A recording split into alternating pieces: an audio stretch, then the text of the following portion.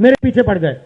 प्रधानमंत्री जी ने, बीजेपी ने, मैं आपको सच्चाई के बारे में बताना चाह रहा हूं, प्रधानमंत्री ने, बीजेपी ने हजारों करोड़ रुपए लगा दिए मेरी छवि को खराब करने में, हजारों करोड़ रुपए। और आपने देखा होगा मैंने एक शब्द नहीं बोला, बिल्कुल चुप, बिल्कुल चुप, मैंने एक शब्द नहीं बोला। मैंने ये नहीं बोला भैया ये गलत बोल रहे हैं, ये ठीक नहीं है ना, मैं बिल्कुल चुप चुप, क्योंकि मैंने कहा चलो देखता हूं कितना दम है। और लगाया, पूरी की पूरी मीडिया लग गई, व्हाट्सएप पे लगाया, फेसबुक पे लगाया, सब जगह 24 घंटा राहुल गांधी के बारे में कुछ नहीं बोला मैंने, पूरे देश में फैला दिया। और फिर 1 महीने मैंने आपको सच्चाई दिखा दी और पूरा खत्म। देखो सच्चाई कैसे काम करती है, सच्चाई को छुपाया नहीं जा सकता है, कहीं ना कहीं से सच्चाई बाहर आ जाती है। और ये यात्रा हिंदुस्तान को जोड़ने की है। क्यों? क्योंकि इस नफरत से, इस डर से हमारे प्यारे देश को नुकसान हो रहा है। ये सच्चाई है भाई और बहनों। देखिए सच्चा मुकाबला दुनिया में, सच्चा मुकाबला चाइना और हिंदुस्तान के बीच में है, ठीक है। चाइना ने 2000 स्क्वायर किलोमीटर हमारी जमीन ले ली है। प्रधानमंत्री जी कहते हैं कि हमारे बॉर्डर के अंदर कोई नहीं आया। तो भैया प्रधानमंत्री जी अगर कोई नहीं आया तो हमारी सेना उनकी सेना के साथ 21 बार क्यों बात कर रही है? और हमारे जो सेना के लोग हैं, हमारे डिफेंस फोर्सेस के लोग हैं, वो क्यों कह रहे हैं कि चाइना ने हमारी जमीन ले ली है? मगर देखिए कंपटीशन आर्थिक है, मुकाबला आर्थिक है। ये आपके जो सेलफोन है, ये आपके जो शर्ट है, जूते हैं, इसके पीछे आप देखिए, प्रेस वालों के जो कैमरा है इसके पीछे देखिए, उसके पीछे आपको लिखा दिखेगा मेड इन चाइना। हमें शर्ट के पीछे, सेलफोन के पीछे, जूतों के नीचे मेड इन इंडिया लिखना है। और एक ऐसा दिन आना चाहिए जब शंघाई में कोई युवा नए जूते खरीदे, उसके नीचे देखे made in new Delhi India. ये हिंदुस्तान चाहिए, इसी से हमारे युवाओं को रोजगार मिलेगा। प्यार से ये देश मिलकर एक साथ रहा है। तो सवाल उठता है, ये जो मीडिया के लोग हैं, ये नहीं जो इनके पीछे हैं, ये नफरत क्यों फैलाना चाहते हैं? आपने कभी पूछा अपने आप से कि मीडिया 24 घंटा कभी मोहब्बत की बात नहीं करेंगे? कभी आपने देखी है? कभी टीवी पे देखा कि देखो एक हिंदुस्तानी दूसरे हिंदुस्तानी से गले लग गया? कभी देखा? नहीं, कभी नहीं दिखेगा। सही बात है ना? सही बात, कभी नहीं दिखेगा। इसका कारण है भाइयों और बहनों, मैं आपसे पूछना चाहता हूं, आप में से किसी का कभी जेब काटा गया है? आपका जेब काटा गया? आपका जेब काटा गया? तो जब जेब काटा जाता है, आपका काटा गया ना, तो जब कोई आपका जेब काटता है तो वो क्या करता है? सबसे पहले उसे क्या करना पड़ता है?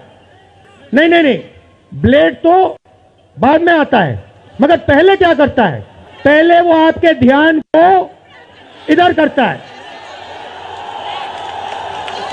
आपके ध्यान को लेकर उधर ले जाता है।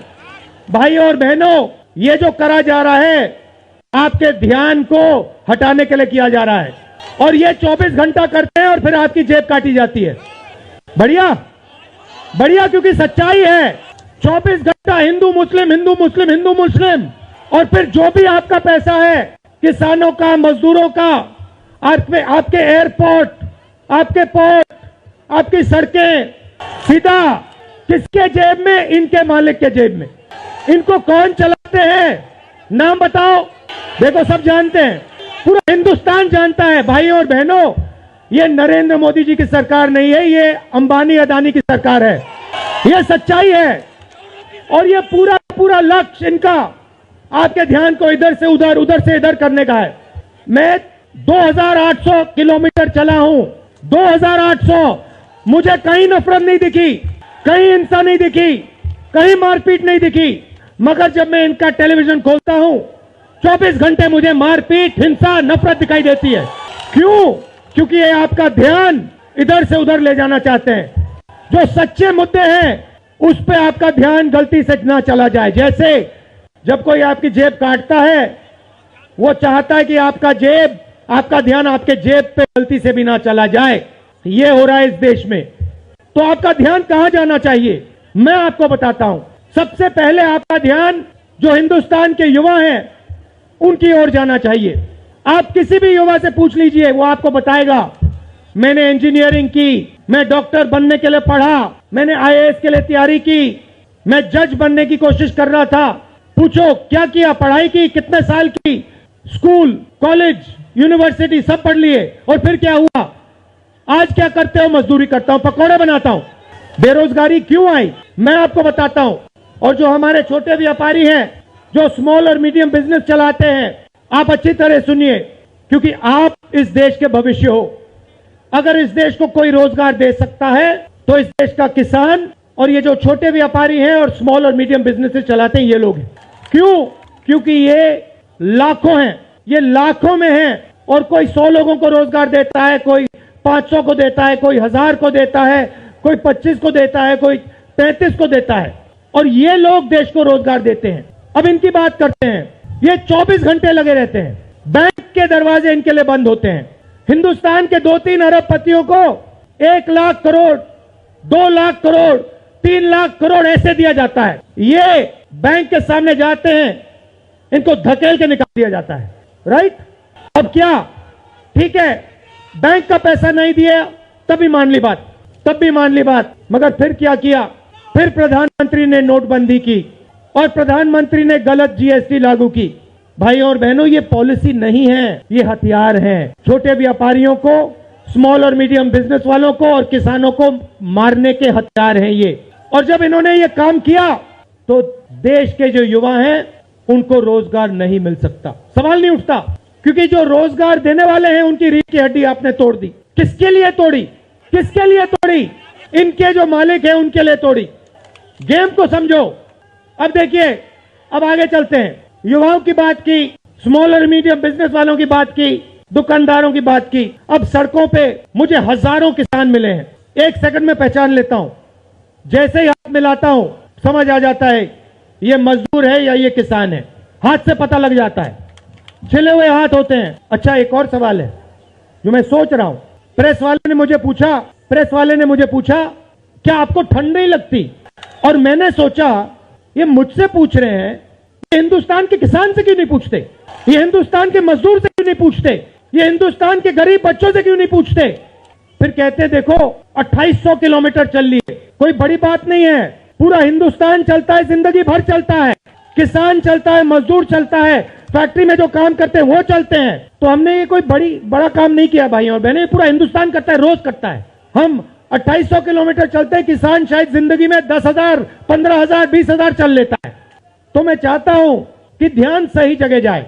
अब बीजेपी ने धर्म की बात उठाई है, हिंदू धर्म की बात करते हैं। मैं आपसे पूछना चाहता हूं, हिंदू धर्म में कहां लिखा है कि गरीबों को, कमजोर लोगों को कुचलना चाहिए? कहां लिखा है? कहां लिखा है कि कमजोर लोगों को मारना चाहिए? कहां लिखा, मुझे बताओ। मैंने तो कहीं नहीं पढ़ा। मैंने गीता पढ़ी है, उपनिषद पढ़े हैं, कहीं नहीं पढ़ा मैंने। आपने पढ़ा कहीं? गले लगाने की बात होती है। अच्छा ठीक है, देखिए अब ये लोग देश में डर फैला रहे हैं। नफरत नहीं दिखी मगर डर दिखा। किसके दिल में डर? किसान के दिल में, युवाओं के दिल में, छोटे दुकानदारों के दिल में, स्मॉल और मीडियम बिजनेस जो चलाते हैं उनके दिल में, माताओं बहनों के दिल में। मुझसे कहती है राहुल जी, बीजेपी की सरकार में हम तो सड़क पर, शाम को सड़क पर नहीं निकल सकते। तो डर फैला दिया है। सही सही। अच्छा, आपने शिव जी की फोटो देखी है? उसमें उनका हाथ ऐसे देखा आपने? इसको क्या कहते हैं? इसको क्या कहते हैं? इसको अभय मुद्रा कहते हैं। इसका मतलब क्या होता है? इसका मतलब होता है डरो मत। तो शिव जी कहते हैं डरो मत, हिंदू धर्म कहता है डरो मत, और ये लोग 24 घंटा इस देश में डर फैलाने की कोशिश करते हैं। अच्छा, एक और मजे की बात बताता हूं आपको। मैं सोच रहा था, आपने ये यात्रा देखी होगी, इसमें आपको हिंसा दिखी? कहीं नहीं दिखी। किसी ने किसी को मारा? किसी ने गाली दी? नहीं। आपने इसमें नफरत देखी? बिल्कुल नहीं। इसमें किसी ने यह पूछा भैया तुम्हारा धर्म क्या है? किसी ने कहा भाई तुम हिंदू हो, मुसलमान हो, सिख हो, ईसाई हो, क्या हो? नहीं। किसी ने यह पूछा तुम स्त्री हो या पुरुष हो? किसी ने यह पूछा तुम्हारी क्या जात है? बिल्कुल नहीं। कपड़े भी नहीं पूछे, कपड़े भी नहीं पूछे। अच्छा, इसमें आपने देखा होगा, पता नहीं आपने देखा या नहीं, इसमें कुत्ते भी आए। कुत्ते भी आए, इसमें कुत्ते आए। और आपने, अगर आप टीवी देख रहे होते, आपने एक चीज देखी होगी, कुत्ते को किसी ने नहीं मारा, किसी ने नहीं मारा। इसमें गाय भी आई, भैंस भी आए, सुअर भी आए, मैंने देखा वो तो सब जानवर आए, सब लोग आए और यहां पे कोई नफरत नहीं थी। जैसा हमारा हिंदुस्तान है वैसे ये यात्रा है, कोई नफरत नहीं, कोई हिंसा नहीं, कोई गलत सवाल नहीं। कभी कभी कोई गिर जाता, जैसे हमारे हरियाणा के पीसीसी गिरे, धड़ाम से गिरे, केरला के सब नेता गिर गए, 1 सेकंड में लोग उनको उठा लेते थे।